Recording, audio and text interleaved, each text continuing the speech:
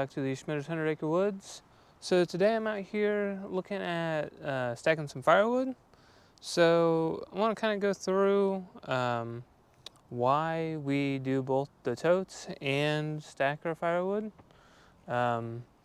So right now kind of have a system where anything we stack in here I kind of use for the homestead, and anything in the totes I sell. So that's kind of the main reason we split it out. But the bigger part is the amount of wood that you can actually store in something like this. So I have these 3 totes here, and it's not going to be like an apples exact comparison, just because all this, whenever I split it, I just threw it in loose. So it's not stacked in there super nice.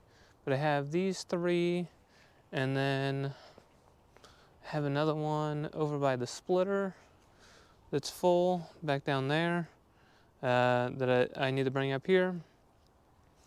And then everything that's on that trailer there will get put in here. So what I'm going to kind of do is do a time lapse of showing what these 4 totes in total look like once they're stacked in here. So again, this is about 7 feet, about 6 feet tall, and then in total, like whenever we have it full all the way out, it looks like 1, 2, 3, 4 stacks deep is typically what we have. So here we just have a old fence that we're actually using as floor. It kind of gets it up off the dirt, but then also allows for air circulation underneath. And then the back and sides are obviously open to allow for air there. And it's just got a metal roof with some overhang.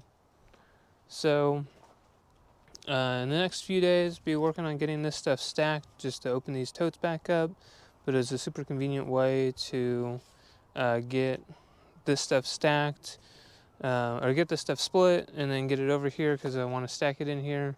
Again, this is mostly that sycamore with a little bit of poplar that is in these totes here, along with the one over by the splitter. So kind of my prediction, if you will, is that these 4 totes will probably be like a row and a half, but we'll just have to see how that works out, definitely with it being loosely thrown in here. One of the purposes of this video is to kind of look at taking these totes, and while it's super convenient to move them around, which is their best quality, they don't necessarily hold a lot of wood depending on how much you go through. So that's why having, if you're gonna have burn firewood, building something like this is definitely beneficial, because it holds a ton of wood.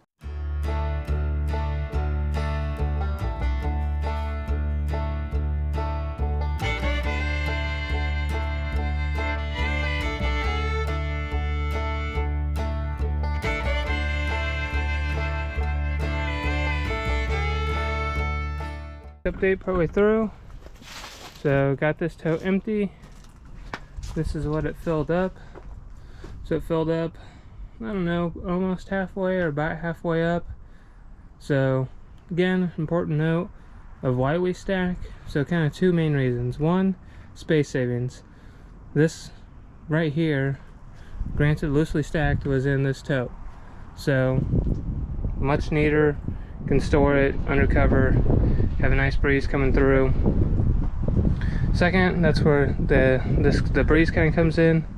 So with it stacked like this, you have kind of just the natural gaps of how the wood's stacked in there, and it allows for air movement through.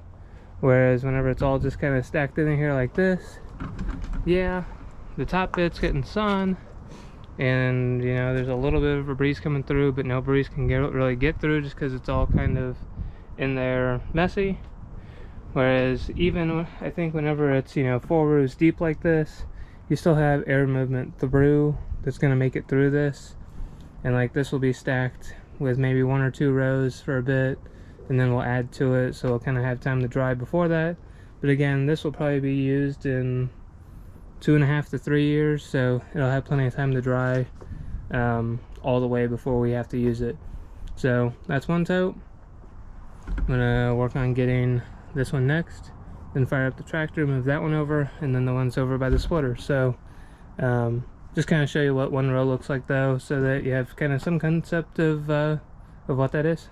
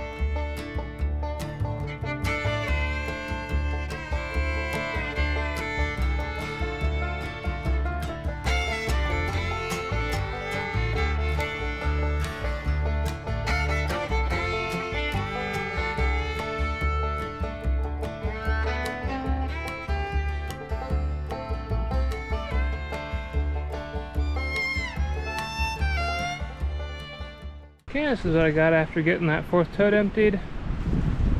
So I have 2 rows plus a little bit in this 3rd one. Granted, in this basket I had this red oak. So you're seeing this is one of the logs we milled and we cut the end off of. So this is kind of just the extra. It was super long. I didn't cut it again, so stacked it over here because it's like 1.5 piece lengths.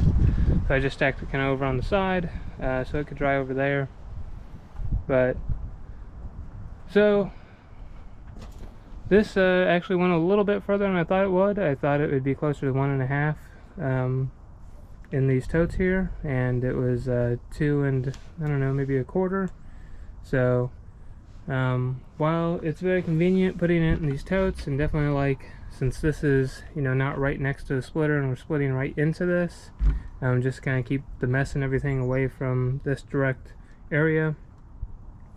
You know, the totes work well for moving stuff around and things like that, but you know, ultimately you're able to store a lot more firewood in a firewood shed like this, and also just, you know, by stacking it neatly gives a lot more opportunity to dry out as well. So also have that trailer. I don't know if I'll work on that tonight. Kind of have some other stuff I gotta clean up around it, and I think it's gonna rain tonight, so may do a little bit of work over on the firewood yard or on the log mill yard to kind of get stuff straightened up over there so that we can mill after we get kind of the rain we get. So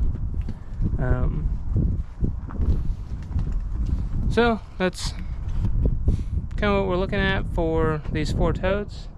So kind of, you know, one of those lessons on you know, why stack versus, you know, rough, you know, just toss stuff in, and also kind of, you know, baskets versus a firewood shed.